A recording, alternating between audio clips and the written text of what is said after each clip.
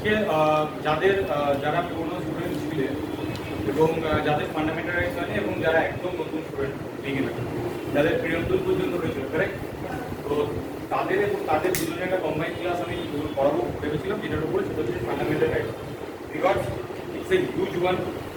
ঠিক আছে, fundamental rights এবং পার্লামেন্ট এই দুটো হচ্ছে আমাদের পলিটির সব থেকে লেন্দি চ্যাপ্টার। ঠিক আছে, এই দুটোর থেকে বড় লেন্দি চ্যাপ্টার আর কিছু হয় না। ঠিক আছে, এবং কেন লেন্দি চ্যাপ্টার, তার কারণ হচ্ছে এই দুটোতে আমাদের পুরো পলিটিকে সাম আপ করে দেওয়া হয়, লিটারেলি করে দেওয়া হয়।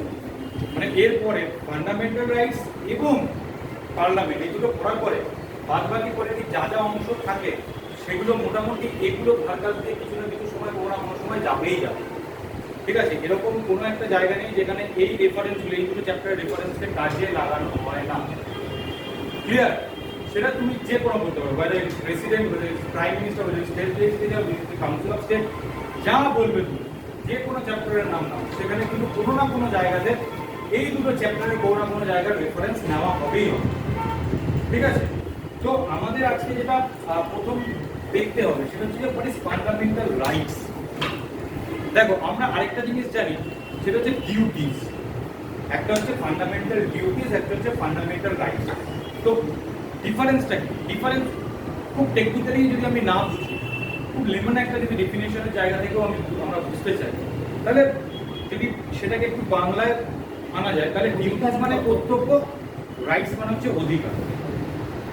ঠিক আছে, রাইটস মানে হচ্ছে অধিকার, আর ওটা মানে কর্তব্য। মানে কর্তব্য মানে আমায় কি করতে হবে ভাই, আমি একটা ইন্ডিয়ান সিটিজেন, আমার কিছু কর্তব্য আছে, সেটাকে আমি করবো, দ্যাট ইজ ফান্ডামেন্টাল ডিউটি। আর আমি ভারতবর্ষের নাগরিক, ঠিক আছে, আমার কিছু অধিকার আছে, এই ভারতবর্ষের আমি নাগরিক করি। That is the basic difference. ঠিক আছে, কত টেকনিক্যালিটিস বোঝার দরকার, সিম্পল জায়গাগুলোতে বুঝবে। কনসেপ্ট যদি ক্লিয়ার হয়ে যায় একবার, তাহলে টেকনিক্যালিটিস তোমার মাথাতে এমনি ঢুকে যাবে। আর যদি কনসেপ্টেই আমি না বুঝতে পারি, তাহলে টেকনিক্যালিটিসের কোনো জায়গাই নেই। তুমি হাজার একটা জিনিস পড়লেও তুমি বুঝতে পারবে। তো আমরা খুব বেসিক জায়গা থেকে বুঝবো, সেই জন্য এই ফান্ডামেন্টাল রাইটস পড়া থেকে আমার বেশ কয়েকটা ক্লাস লাগে। কারেক্ট?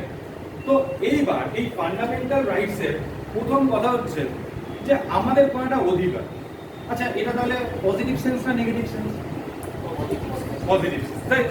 পজিটিভ সেন্স, তাই তো? এবার গল্পটা হচ্ছে, আমি যদি তোমাকে বলি না এটা নেগেটিভ সেন্স, কেমন লাগবে শুনতে? যে ফান্ডামেন্টাল রাইটস নেগেটিভ সেন্সে, এটা আবার কি করে?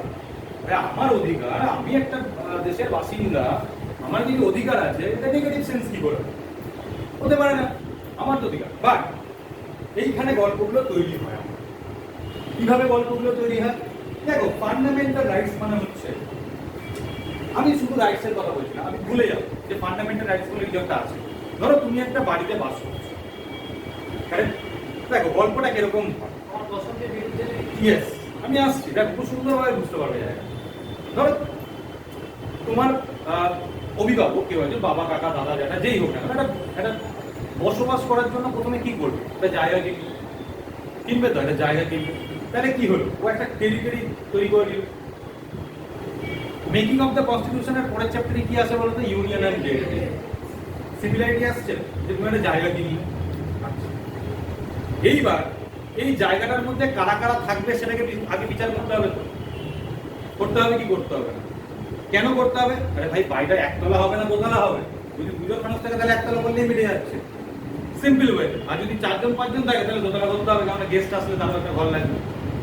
তাহলে কি করতে হবে? আমাকে আগে কতজন লোক ওখানে থাকবে সেটার জন্য আমাকে চিন্তা ভাবনা করতে হবে, তাই তো? তাহলে দেখো, সেকেন্ড চ্যাপ্টার আমাদের সিটিজেনশিপ, আর্টিকেল অনুযায়ীও তাই, তাই তো? আচ্ছা, এইবার ব্যাপারটা হলো যে আমাদের তাহলে আমরা যে ঘরের ভেতরে লোকগুলো থাকলো, আমরা জায়গা কিনলাম, তার ভেতরে ঘরের ভেতরে কতগুলো লোক থাকলো সেগুলো ঠিক মতো হলো। এবার ব্যাপারটা যে ঘরের ভেতরে যে লোকগুলো থাকবে তাদের কি কোনো গাইডলাইন্স আছে, বা তাদের কি কোনো অধিকার আছে? ফান্ডামেন্টাল। এবার তোমাদের মধ্যে থেকে কেউ একজন আমাকে বলো, এটা আমি চাই যে ইউনিয়ন এন্ড টেরিটরিজ কত নম্বর আর্টিকেল থেকে কত নম্বর আর্টিকেল? 1 থেকে 4। জায়গা কিনেছি আমি 1 থেকে 4। এবার কতজন লোক থাকবে সেটা কত থেকে কত আছে? 5 থেকে 11। হয়ে গেছে। এবার অধিকার দিচ্ছি 35, 12 থেকে 35 মিল পাচ্ছ? ইজি হচ্ছে ব্যাপারটা। এই যে তোমরা আমাকে প্রশ্নটা করো যে সব আর্টিকেল মুখস্থ রাখতে হবে, আপনি আপ মুখস্থ হয়ে যাবে, কিচ্ছু করার দরকার নেই, শুধু গল্পের মতন করে জায়গাগুলোকে লিঙ্ক করতে হবে। লিঙ্ক হয়ে গেল, লিঙ্ক তো হয়ে গেল, তাহলে তো এর থেকে এটা তো কিছু আহামরি ব্যাপার তো মনে হলো না, সিম্পল জিনিস। তাহলে এইবার যে কথাটা আমি আসছিলাম যে নেগেটিভ সেন্সে কেন, এই জায়গাটাতে একটু আমার আগের উদাহরণটা থেকে ডিফার করছে। ফান্ডামেন্টাল রাইটস অ্যাকচুয়ালি কনস্টিটিউশন আমাদের সম্পর্কে ডাইরেক্টলি বলেই, এটা অনেকেই ভুল করে, বলে যে কনস্টিটিউশন আমাদেরকে নাকি ফান্ডামেন্টাল রাইটস আমাদেরকে দেয়নি ডাইরেক্টলি। ফান্ডামেন্টাল কনস্টিটিউশনের মাথায় ছিল, যারা কনস্টিটিউশন মেকার তাদের মাথায় ছিল যে একটা গভর্নমেন্ট তো ফর্ম হচ্ছে বা ফর্ম হবে, এবার সেই আমরা পার্লামেন্টারি স্ট্রাকচারের গল্পটা আসছে, দেখো সব জায়গায় রেফারেন্স চলবে কিন্তু। তাহলে যদি কেউ বিপুল একটা সমর্থন নিয়ে একটা ভোট নিয়ে ভোটে জয়ী হয়ে আমার পার্লামেন্টে আসে, তারপরে সে তার সরকার গঠন করে, তাহলে সবকিছু সে তার নিজের মতন করে কাজ চালাতেই পারে, তাতে জনগণের কি এলো গেল তাতে নাও লাগতে পারে। কারণ আমাদের তো এখানে ইনডাইরেক্ট ডেমোক্রেসি, আমরা ডাইরেক্ট ডেমোক্রেসির আন্ডারে পড়ি না, আমরা কোন কিরকম ডেমোক্রেসির আন্ডারে পড়ি? পার্লামেন্টারি রিপ্রেজেন্টেটিভ ইনডাইরেক্ট ডেমোক্রেসি আমি বলেছিলাম আগে ইয়ে পড়া থেকে বিজম্বের পড়া থেকে। তাহলে যারা কনস্টিটিউশন মেকার ছিল তারা এটা ভাবলো যে আমাকে এমন কিছু করতে হবে যাতে এই সরকার এই সিটিজেনদেরকে নিজেদের আরবিট্রারি যে ডিসিশনগুলো সেগুলো চাপিয়ে না নিতে পারে। আরবিট্রারি ডিসিশন মানে রাজার খেয়া, বাকি বাংলায় রাজার খেয়া। রাজা রাতের বেলায় ভাবলো সকালবেলা উঠে প্রত্যেকটা মানুষকে, না সকালবেলা উঠে তোমার বাথরুম যাওয়ার দরকার নেই, আগে তুমি আমাকে এসে প্রণাম। রাজার খেয়াল যেরকম হতো, রাজার খেয়াল কাকে বলি? হুটহাট, সেটাকে বলে আরবিট্রারি, খাম খেয়ালি করা, এক্স্যাক্টলি। তো সরকারের এটা ভাবলো, মানে তখনকার কনস্টিটিউশন মেকার যারা ভাবলো তারা ভাবলো যে সরকার এটা করতেই পারে, মানে ইনডাইরেক্ট ডেমোক্রেসি, প্রতিটি জায়গায় মানুষ এসে এটা না করতে পারবে না, তার একটা লেন্থি প্রসেস হয়ে যাবে। তাহলে আমাকে আমাদের এখানকার মানুষদেরকে একটা অধিকারের জায়গা দিতে হবে, বাট সেটা ডাইরেক্টলি, আমরা সেটা জনগণের দিকে যাচ্ছি, আমরা সেটা সরকারকে বলছি। এমন ভাবে জিনিসটাকে তৈরি করলো যাতে মনে হচ্ছে যে আমাদেরকে দিচ্ছে, কিন্তু ও দিচ্ছে কাকে? সরকারকে বারণ করছে, তুমি এগুলো করতে পারবে না। কেন? কারণ এই অধিকারগুলো অলরেডি দেওয়া আছে কাকে? সিটিজেন। তো গল্পটা ডাইরেক্টলি সিটিজেনকে হচ্ছে না, কাকে ডাইরেক্টলি মানা করছে? কাকে মানা করছে? গভর্নমেন্টকে। এই গভর্নমেন্টকে এবার আমরা জানতে পারবো যে স্টেট বলা, আমি আসছি সেটা আর্টিকেল নাম্বার 12 আমরা স্টেটের ডেফিনেশন। তো এই স্টেটকে বারণ করছে যে তুমি ভাই এটা করতে পারো না। কিরকম? একটা সিম্পল উদাহরণ নিই, ধরো আমাদের একটা আছে যে ফান্ডামেন্টাল রাইটসের আছে, আমি নর্মাল বলছি, যে ডিসক্রিমিনেট করা যাবে না তার জাতি নিয়ে, তার জন্মস্থান নিয়ে, তার বর্ণ নিয়ে, তার লিঙ্গ নিয়ে, এগুলো নিয়ে তাকে ডিসক্রিমিনেট করা যাবে না। এটা ডিসক্রিমিনেট করা যাবে না, এটা কাকে বলছে? অবভিয়াসলি গভর্নমেন্টকে বলছে, স্টেটকে বলছে যে না তুমি এটা করতে পারো না। অ্যাজ ওয়েল অ্যাজ ইন্ডিভিজুয়ালকেও কিন্তু বলছে, বাট ইনডাইরেক্টলি বলছে, ডাইরেক্টলিও স্টেটকে বলছে যে না তুমি করতে পারো না। আবার বলছে যে পাবলিক অপরচুনিটির ক্ষেত্রে তুমি কোনো রকম বৈষম্য আনতে পারো, তো কাকে বলছে? স্টেটকে বলছে। তাহলে এটা কি হচ্ছে? বারণ করছে যে তুমি কোনো খামখেয়ালিপনা দেখাতে পারবে না। তাহলে এবার তোমরা আমাকে বলো যে এটা নেগেটিভ সেন্স হচ্ছে না পজিটিভ সেন্স? এটা প্রচুরবার পরীক্ষাতে এসেছে যে ফান্ডামেন্টাল রাইটস কি অ্যাকচুয়ালি নেগেটিভ সেন্স না পজিটিভ সেন্স। অনেক জায়গাতে প্রচুর মানুষজন এটা ভুল করে আছে, ভুল করাটাই স্বাভাবিক, যে না পজিটিভ সেন্স আমাদের অধিকার, আমরা যেরকম করে খুশি সেরকম ভাবে এটা ইউটিলাইজ করতে পারি না। whereas directive principle of state policy is a positive approach, ঠিক আছে? তো এইটা ফান্ডামেন্টাল রাইটস এর বেসিক জায়গা, একদম বেসিক। এইবার গল্পটা হচ্ছে এই ফান্ডামেন্টাল রাইটস এর গল্পটা কোথা থেকে তৈরি হচ্ছে কি না তৈরি হচ্ছে সেগুলো আমি পরে আসছি। আগে আমাকে একটা কথা বলো, এই ফান্ডামেন্টাল রাইটসটাকে আমাদের ভারতবর্ষে একটা ম্যাগনা কার্টা নামক জিনিসের সঙ্গে তুলনা করা হয় বা বলা হয় যে fundamental rights is a Magna Carta. এটা দেখবে পরীক্ষাতে প্রচুর দিয়ে হয় ম্যাগনা কার্টা। এই ম্যাগনা কার্টা সম্পর্কে কারোর কোনো ধারণা?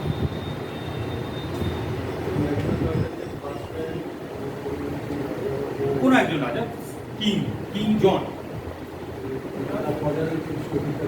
রাইট, অধিকার দেয়নি, একটা এগ্রিমেন্ট সাইন হয়েছে, অধিকার ওর মধ্যে ছিল। দেখো ইংল্যান্ডের তখন তার দিনে রাজাদের অধিপতি ছিল, রাজতন্ত্র ছিল, তো সেখানে ইন্ডিভিজুয়াল মানুষদের অধিকার তেমন ভাবে দেওয়া হতো, ঠিক আছে। তো এর ফলে কি হলো, বিদ্রোহ হলো।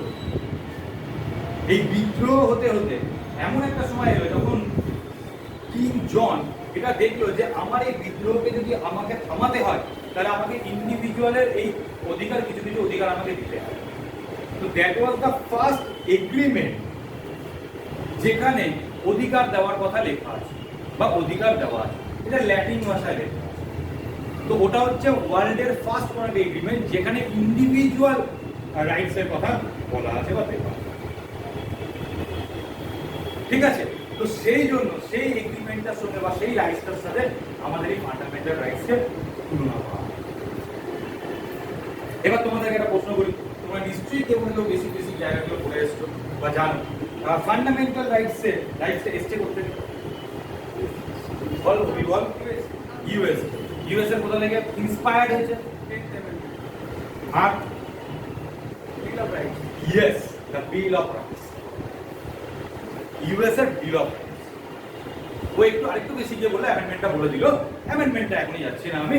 তো বিল অফ রাইটস বলে আমেরিকার কিছু ইন্ডিভিজুয়ালিটি রয়েছে, ইন্ডিভিজুয়াল অধিকার দেওয়ার জায়গা রয়েছে, সেইখান থেকে আমাদের এই ফান্ডামেন্টাল রাইটসকে ইন্সপায়ার করা হয়েছে। দেখো অনেকেই একটা কথা বলে যে কপি করে, এটা না ভীষণ একটা অশিক্ষিতর মতন কথা। কারণ আর পাঁচটা মানুষ যেভাবে কথা বলবে তোমরা কিন্তু সেভাবে কথাটা বলতে পারবে না। আমি আগেও তোমাদেরকে বুঝিয়েছি যে তোমরা যে পরীক্ষা দিতে যাচ্ছ সেখানে কিন্তু তোমাদের ভাষাগত দিকের গুণগত মানটা বিচার করতে হবে। তাই কখনো এই কথাটা, এই ওয়ার্ডটা ইউজ করবে না যে আমাদের কনস্টিটিউশন ওখান থেকে কপি করে নেওয়া হবে। ইন্সপায়ার্ড, সোর্স ওটা, এই ধরনের ওয়ার্ডগুলোকে ইউজ করবে। নাহলে ইন্টারভিউতে কেউ বলে দেবে হট করে হয়তো সেটা ফান্ডামেন্টাল রাইটস আমেরিকা থেকে জাস্ট কপি করে নিয়েছে। একদম নয়, এটা একদম বলা যাবে না। একদম তোমার ইমপ্রেশন কি হবে? কপি করে নিয়েছে, কোথাও লেখা নেই কপি করে নিয়েছে, নিজের দেশকে ছোট করা হচ্ছে। তো এই কথাগুলো বলা যাবে না। ইন্সপায়ার্ড হয়েছে কি, ওখান থেকে সোর্স আছে, ওই সোর্স থেকে আমি নিয়েছি, কনস্টিটিউশন নাম হয়েছে। তো এইবার আমাদের ফান্ডামেন্টাল রাইটসটা কত নম্বর আর্টিকেল থেকে কত নম্বর আর্টিকেলের মধ্যে আছে? 12 থেকে 35 নম্বর আর্টিকেলের মধ্যে আছে 8 মিটার করে না। এত কিছু এখানে সময় নষ্ট করে লাভ, ঠিক আছে। নেক্সট আমি চলে এলাম ফান্ডামেন্টাল রাইটসের দুটো বেসিক ফিচার্স। বেসিক এক, fundamental rights are not absolute but qualified, and number 2, fundamental rights are justiciable. এবারে অ্যাবসলিউট বাট নট কোয়ালিফাইড এই দুটো কথা কোথাও না কোথাও একটু, হয়তো অ্যাবসলিউট কথাটা আমরা শুনেছি এবং কোয়ালিফাইড কথাটাও আমরা শুনেছি, বাট অন্যান্য জায়গাতে অন্যান্য সেন্সে বুঝেছি সেটা, তার লিটারালি মিনিংটা অন্য ছিল। এখানে মিনিংটা একটু আলাদা। এখানে অ্যাবসলিউট বলতে যেটা বোঝাচ্ছে সেটা হচ্ছে যে তোমার কাছে রাইটস আছে, বাট তার মানে এই নয় যে তুমি যা ইচ্ছা তাই। এখানে কিছু রিজনেবল রেস্ট্রিকশনস চাপানো হবে তোমার। কিরকম রিজনেবল রেস্ট্রিকশন? দেখো আমাদের একটা ফান্ডামেন্টাল রাইটস আছে যেখানে রাইট টু ফ্রিডমের কথা বলা, যেখানে বলা হয়েছে ভাই তোমার রাইট টু ফ্রিডম মানে কিরকম আছে না, ফ্রিডম অফ এক্সপ্রেশন আছে, তুমি অ্যাসেম্বলি করতে পারো, তুমি কোঅপারেটিভ সোসাইটি গঠন করতে পারো, ঠিক আছে, এগুলো ধরো তোমার রাইট টু ফ্রিডম আছে। এইবার তোমাকে অ্যাসেম্বলি করতে বলা হয়েছে, তার পাশে ছোট্ট করে লিখে দেওয়া আছে যে কোনো রকম আর্মস নিয়ে তুমি করতে পারো, that is the reasonable restriction. বা তুমি এমন কোনো জায়গাতে অ্যাসেম্বলিটা করতে পারবে না যেখানে তোমার অ্যাসেম্বলির জন্য আর 5টা মানুষের ক্ষতি হচ্ছে আর জনজীবন বিপর্যস্ত হচ্ছে। That is the reasonable restriction. Freedom of expression বা ফ্রিডম অফ স্পিচ, তোমার যা মনোভাব তুমি সেটা বলতে পারো। You have the absolute liberty বা ফ্রিডম। আমি লিবার্টি আর ফ্রিডমের পার্থক্য বুঝিয়েছিলাম বিরামের অবভিয়াসলি, তো সেটা তোমার আছে। তার মানে এই নয় যে তুমি এখন জাতিগত বিদ্বেষ নিয়ে কোনো একটা কথা বলতে পারবে, যার ফলে কোনো একটা সাম্প্রদায়িকতা তৈরি হতে পারে। সাম্প্রদায়িকতা তৈরি হতে পারে মানে তুমি কোনো রকমভাবে কোনো রায়ট লাগিয়ে দিতে পারবে, তাই তো? মানে তুমি দুটো জাতির সম্পর্কে এমন কোনো কথা বলতে পারবে না যেটা তোমার ন্যাশনাল সিকিউরিটিকে কি করে ভায়োলেট করছে, রাইট? তাহলে এগুলো কি হচ্ছে? রিজনেবল রেস্ট্রিকশন সব জায়গাতে, ফান্ডামেন্টাল রাইট। তাহলে কি হল, তোমার কাছে রাইটস আছে, গুড, সেটাকে তুমি ইউজ করতে পারছো, ভালো কথা, বাট যা ইচ্ছে তাই করতে পারো। যা ইচ্ছে তাই করা সম্ভব নয়।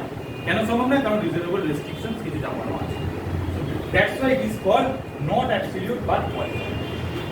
কোয়ালিফাইড কথাটা মানে হচ্ছে রিজনেবল রেস্ট্রিকশনস আর দেয়ার। ঠিক আছে? দেখো, ফান্ডামেন্টাল রাইটস আমরা অনেকেই যেটা করি না, আমরা ভীষণ রকমভাবে টেকনিক্যালিটিস এর মধ্যে ঢুকে যাই আর সেখানে আমরা ভুলটা করে দিই। ঠিক আছে, আমরা বইটা পড়ে নিই, অবভিয়াসলি বই পড়তেই হবে, কিন্তু বই পড়তে গিয়ে আমরা বিভিন্ন রকমের টেকনিক্যালিটিস এর মধ্যে ঢুকি। আমাদের প্রবলেমটা ওখান থেকে স্টার্ট হয়। আমরা ভীষণ সহজ সরলভাবে বুঝতে চাই, কিন্তু সাবজেক্টটা নিয়ে একটু গন্ডগোল থাকে যেহেতু ছোটবেলা থেকে পড়ি। সো নেক্সট যেটা আছে সেটা হচ্ছে ইট ইজ জাস্টিসিয়াল। তার মানে কি? ইয়েস ইয়েস, তার মানে হচ্ছে যে তোমার যদি এইরকম ফান্ডামেন্টাল রাইটসকে খর্ব করা বা কার্টেল করা বা লিমিটেড করে দেওয়া হয়, মানে এই লিমিটেশনের কথা বলছি না, আরো যদি লিমিটেড করে দেওয়া হয় বা সেটাকে পুরোপুরিভাবে কার্টেল করা হচ্ছে, তাহলে you have the absolute right to go to the Supreme Court or the High Court, এবং সে তুমি কেস করবে। ফান্ডামেন্টাল ডিউটিতে সেরকম কোনো জায়গা নেই।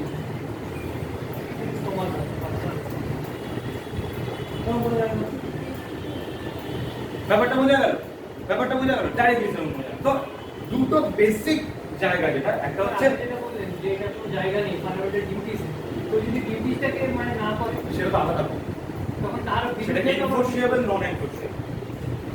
That is not the justiciable, that is enforceable আর নন এনফোর্সিয়েবল, সেটা বাস্তব। তো জাস্টিসিয়েবলের জায়গাটা বোঝা গেল, আর এই জায়গাটা বোঝা গেল, তাই তো? এইবার ফান্ডামেন্টাল রাইটসের যে 12 থেকে 35 পর্যন্ত আছে, এই ফান্ডামেন্টাল রাইটসের 12 থেকে 35 পর্যন্ত আমাদেরকে কিভাবে মনে রাখতে হবে? তার একটা সিম্পল উপায় আছে। একটা উপায় হচ্ছে যে আমাদের ফান্ডামেন্টাল রাইটস কিছু আমাদের শুধুমাত্র জনগণের জন্য, যারা ভারতবর্ষের নাগরিক তাদের জন্য, আর কিছু আছে সবার জন্য, মানে residents as well as citizen. সব রেসিডেন্সি তো সিটিজেন নয়, তাই তো নাকি? কিন্তু সব সিটিজেনও আবার রেসিডেন্ট নয়, তাই তো নাকি? তাই তো? তাহলে ফান্ডামেন্টাল রাইটসের কিছু জায়গা আছে যেগুলো হচ্ছে শুধুমাত্র সিটিজেনদের জন্য, আর কিছু জায়গা আছে যেগুলো ফান্ডামেন্টাল রাইটসের সবার। কে বলতে পারবে যে আমাদের সিটিজেনদের জন্য যা যা যে কোন কোন ফান্ডামেন্টাল রাইটস গুলো আছে? এই জোরে বল। 15, 16, 28, 29, 28। আচ্ছা, কটা আছে? 5টা। কটা হবে?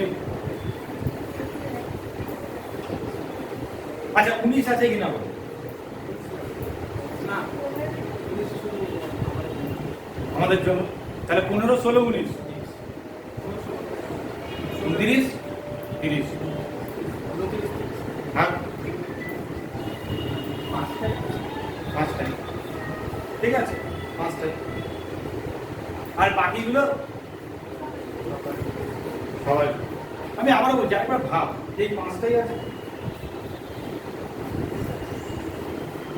আচ্ছা, ভাবতে ভাবতে একটা জিনিস লিখে না সবাই, ভাবতে ভাবতে একটা জিনিস সবাই লিখে না। আচ্ছা, আমি জানি না, আমি দেখি তোরা কতটা কি করছিস। আমার একটা জিনিস জাস্ট লিখে, আমি তো দেখি। একটা জিনিস একটু লিখে নেন। Fundamental rights R enumerated. Fundamental rights are enumerated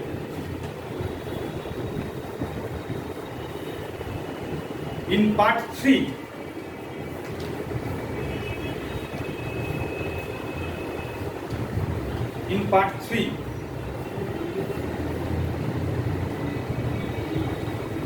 কি এসে চলো enumerated fundamental rights are enumerated in part 3 part 3 তে লেখা আছে part 3 ওকে part 3 article number আচ্ছা article number না দেয় এরকম কর from article 11 to 35 sorry 12 to 35 sorry 12 to 35 12 to 35 হয়েছে আচ্ছা একটুখানি প্যাটাকে চেঞ্জ করে নে একটা স্টার্ট মার্ক দিয়ে দে that it is a magna carta of Indian constitution it is a magna carta of Indian constitution budget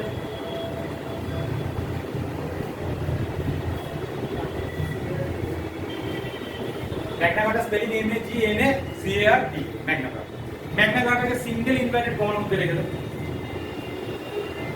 বুঝছেন এইবার তার নিচে একটা সাব হেডিং কর ম্যাগনা কার্টা আমরা ম্যাগনা কার্টা সম্বন্ধে একটু লিখে নিই তাহলে পরের বার যখন আমরা এটাকে পড়ব তখন ম্যাগনা কার্টাটাও বারবার আমরা পড়তে থাকবো যাতে আমরা কোনোদিন ভুলি না ভুলি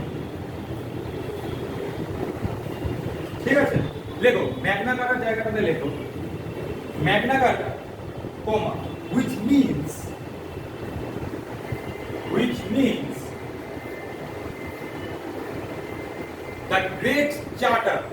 the great charter single inverted comma মধ্যে লিখবে the great charter C H A R T E R the great charter is one of the most important document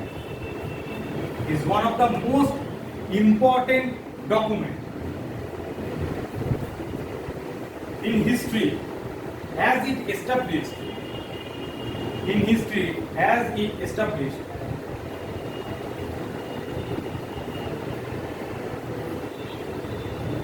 the principle that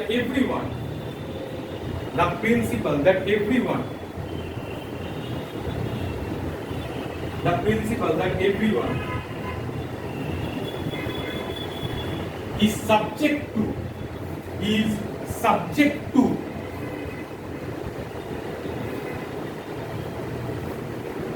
subject to the law comma is subject to the law so everyone is subject to the law এই কথাটার মানে কি বোঝাচ্ছে yes basic ওয়েতে আইনের উপরে এটা নিয়ে আবার আমরা পরে একটা ফান্ডামেন্টাল রাইটস করব ইন ডিটেইলস এ পড়ব ঠিক আছে সো আমি এখানে আর বেশি এলাবোরেট করছি না কমা দিয়ে লেখো ইভেন দ্য কিং কেন কথা বলেছে কারণ তখন রাজতন্ত্র ছিল যখন ম্যাগনা কার্টা তৈরি হয়েছিল তখন রাজতন্ত্র ছিল সেই জন্য বলেছে even the king full stop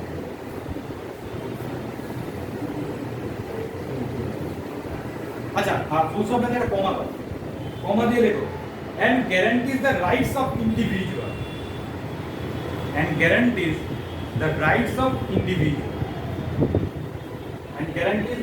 of individual comma the rights to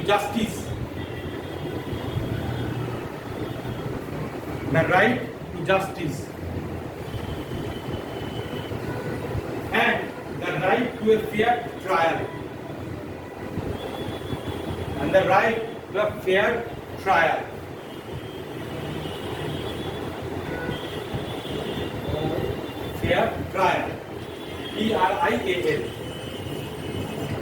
fair trial ঠিক আছে এবার একটুখানি প্যাটার্নকে চেঞ্জ করো ম্যাগনা কার্টার মধ্যেই থাকবে এখন ম্যাগনা কার্টা থেকে বেরোবে ওটার মধ্যেই লেখো the Magna কার্টা was first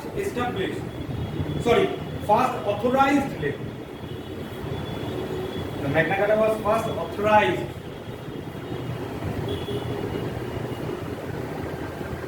in June 1215 1215 1215 1215 লেখা হয়েছে at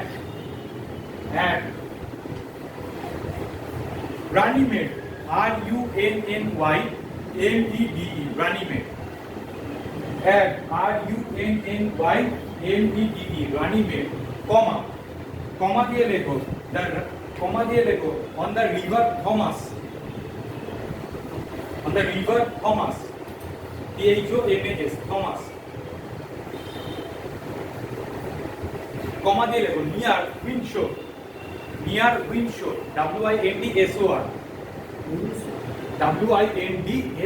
Windsor in England আবার একটুখানি একটা লাইন বাদ দিয়ে লেখো King John signed the Magna Carta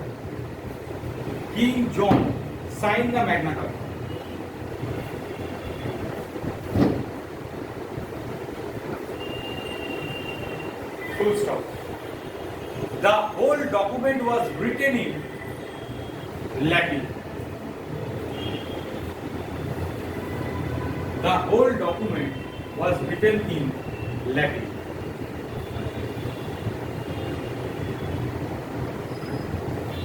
হয়েছে লেখা?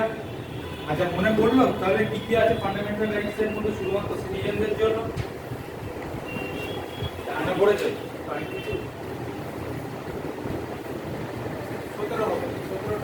পাঁচটা তো হবে, তার বেশি তো আর যেতে পারবি না। পাঁচটা 15, 16, 19, 29, 30। দেখ আমি কেন আবার একবার ভাবতে বললাম তার কারণ হচ্ছে কনফিডেন্স নেই। পড়েছিস কোথাও না কোথাও, বাট কোনো একটা জায়গায় গিয়ে মনে হচ্ছে কনফিডেন্স নেই। 17 হবে, 19 হবে কি 28 কি হবে না, এই কনফিডেন্সটাকে বিল্ড আপ করতে হবে। তো 15, 16, 19, 29, 30 এই পাঁচটা হচ্ছে আমাদের শুধুমাত্র সিটিজেনদের জন্য ফান্ডামেন্টাল, আর বাকি যতগুলো পড়ে থাকে ইয়েস অ্যাকচুয়ালি 12 থেকে 35 পর্যন্ত যে ফান্ডামেন্টাল রাইটস গুলোর কথা বলা হয়েছে 12, 13 বার there itself a fundamental rights, but আমরা অ্যাকচুয়ালি রাইটস গুলোকে ধরি 14 থেকে 35 পর্যন্ত। ঠিক আছে, কেন ধরি? আসছি সেটা কেন ধরি আমরা 12 থেকে 35 আমরা কেন ধরি, কেন আমরা 14 থেকে ধরতে থাকি রাইটস গুলো? টেকনিক্যালি ভুল বলছি যে 12 থেকে ধরছি না 14 থেকে ধরছি, এটা টেকনিক্যালি কিন্তু ভুল, কারণ ফান্ডামেন্টাল রাইটস স্টার্টেড ফ্রম 12, কিন্তু সেটা একটু ওই বলে না যে বিভিন্ন সময়ে বিভিন্ন মডিফিকেশন আসে বা মানুষজন সেভাবে বলার চেষ্টা করে যে এটা এরকম নয়। যেমন ডিপিএসপির মধ্যে তোমরা পড়বে 3টে থট থাকে, যেমন গান্ধীয়ান একটা প্রিন্সিপাল, একটা সোশ্যালিস্টিক প্রিন্সিপাল এবং একটা লিবারাল একটা প্রিন্সিপাল। তো এইগুলো কি কনস্টিটিউশনে লেখা ছিল নাকি? না, এগুলো কোথাও কনস্টিটিউশনে লেখা ছিল? কনস্টিটিউশনে পুরো ডিপিএসপিটা লেখা আছে, কোনো আপডেটেড ভার্সন না। এটা প্রত্যেকটা জায়গাতে কি হয়, যারা পলিটিক্স মানে যারা কনস্টিটিউশনের স্কলার হয় বা রিসার্চার হয় তারা সেগুলো থেকে কিছু কিছু থিওরিকে ডিরাইভ করে এবং মানুষ যাতে সেগুলোকে বেটার বুঝতে পারে সেই জন্য কিছু কিছু ক্লাসিফিকেশন করে। কনস্টিটিউশনে কোথাও এরকমভাবে লেখা নেই যে DPSP directive principle of state policy এতগুলো আর্টিকেলকে আমি সোশ্যালিস্টিক অ্যাপ্রোচ বলে ধরবো, প্রিন্সিপাল বলে ধরবো, এতগুলোকে গান্ধীয়ান প্রিন্সিপাল বলে ধরবো, এতগুলোকে আমি লিবারেল প্রিন্সিপাল বলে ধরবো, এরকম কোথাও লেখা ওরা পরপর আর্টিকেলগুলো লিখে দেওয়া।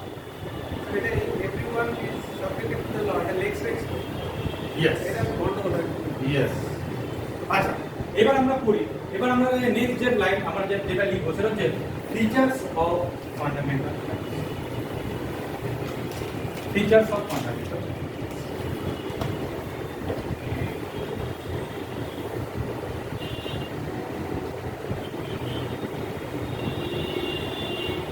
এক নম্বর, they are not absolute but qualified.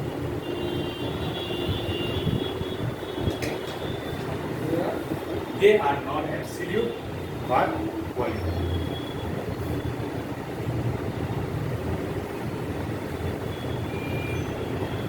They are not absolute but qualified. ঠিক আছে, তাহলে they are not absolute but qualified এর কনসেপ্টটা বোঝা হয়েছে, এখানে কোনো কনফিউশন নেই। আচ্ছা এটার কি বড় মানে ডেসক্রিপটিভ ওয়েতে লেখানো দরকার আছে না দরকার নেই? কি বলছি দরকার নেই। আচ্ছা কিছুজন বলছে দরকার নেই, কিছুজন বলছে দরকার আছে। আমি 2-3টে লাইনে শেষ করে দিই, তাহলে দুজনেই মোটামুটি স্যাটিসফাইড থাকবে। ঠিক আছে, দেখো। The fundamental rights of the people are not absolute except the right against untouchability.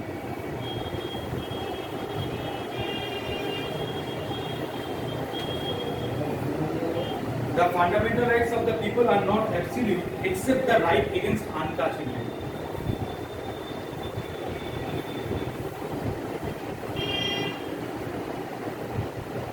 The fundamental rights are not absolute but except the right against untouchability.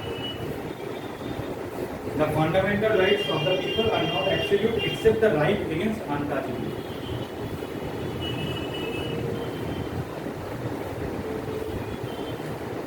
কত নম্বর আর্টিকেলে আছে রাইট এগেইনস্ট আনটাচেবিলিটি, কি আছে কি না আছে সেটা আমরা পড়বো। এখনই আমার তাড়াহুড়ো করা দরকার নেই, জাস্ট এটুকু বুঝে যাও, জাস্ট এটুকু বুঝে যাও যে ফান্ডামেন্টাল রাইটস এর একটা এমন দিক বা এমন একটা আর্টিকেল যেটা ভীষণ মারাত্মক হয়েছে বছরের পর বছর তার প্র্যাকটিস। এবং আমি এই কথাটা এখনো বলে দিচ্ছি, পরে বার হয়তো সেই আর্টিকেলটা পর থেকে পড়বো। কত নম্বর আর্টিকেল? রাইট এগেইনস্ট আনটাচেবিলিটি 17 নম্বর আর্টিকেল। কারেক্ট। সো এইখানে এই আনটাচেবিলিটি কথাটার মানে কি বলতো বাংলায়? অস্পৃশ্যতা। এই যে দেখো এইখানে একটা ভুল বললে তোমরা, আমি মানে জিজ্ঞাসা করেছি, বাংলার অর্থ কি জিজ্ঞাসা করিনি, তাই তো?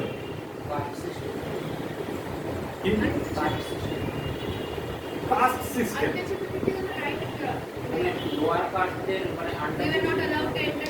আচ্ছা আমি যখনই দেখো মজার জায়গাগুলো দেখো, পড়তে হবে বলে পড়বো না, মজা নাও পড়া। এই যে আমি যখনই আনটাচেবিলিটি বললাম, তোমরা আমি মানে জিজ্ঞাসা করলাম, সঙ্গে সঙ্গে বলে যে অস্পৃশ্যতা। মানে আমি কিন্তু মানে জিজ্ঞাসা করি, বাংলায় এটা কি হবে সেটা জিজ্ঞাসা করি, প্রথম কথা। দ্বিতীয় কথা, যখনই আমি আরেকটু ভেতরে ঢুকলাম, ও সঙ্গে সঙ্গে বলে দিল কাস্ট সিস্টেম। তার মানে কি কোথাও না কোথাও কাস্ট সিস্টেমটা আমাদেরকে আনটাচেবিলিটি থেকে ড্রাইভ করছে। তাই না? কাস্ট সিস্টেমই আনটাচেবিলিটি, কাস্ট সিস্টেমই আনটাচেবিলিটি। বাট তুমি যদি লিটারালি মিনিং বুঝতে যাও ডিকশনারিতে, তাহলে আনটাচেবিলিটি মানে কিন্তু কাস্ট সিস্টেম দেখাবে। আনটাচেবিলিটি মানে হচ্ছে, যদি বাংলায় সেটাকে অনুবাদ করে বলা হয়, তাহলে বলা হবে যে ছোঁয়াচে যে কোনো ধরনের কন্টিজিয়াস ডিজিজ বা ডেডলি ডিজিজ যদি কারোর হয়ে থাকে, তাকে একটা করে ডিপ্রাইভ করে দেওয়া বা তাকে আলাদা করে রাখা, আইসোলেটেড করে দেওয়া, তাকে বলা হয় আনটাচেবিলিটি। কনস্টিটিউশনের একটা মজার জায়গা হলো, কনস্টিটিউশন আনটাচেবিলিটিকে ডিফাইনই করে। তারা কি করেছে জানো? তারা একটা মজার খেলা খেলেছে। তারা কোটেশনের মধ্যে, ডবল ইনভার্টেড কমার মধ্যে আনটাচেবিলিটিকে লিখে দিয়ে বেরিয়ে চলে গেছে। তারা কিছু ডিফাইনই করে। এবার তাহলে আমরা আনটাচেবিলিটিকে ওর সঙ্গে সঙ্গে কেন কাস্ট সিস্টেম বললো? না, তুমি যে যার মতন মনে করলে তো আর হবে না। ইয়েস, সুপ্রিম কোর্ট বসে আছে। কেন সুপ্রিম কোর্ট বসে আছে? এখান থেকে একটা কোশ্চেন ডিরাইভ করে। Because supreme Court is the interpreter of Constitution. Supreme Court is the guarantor of fundamental rights.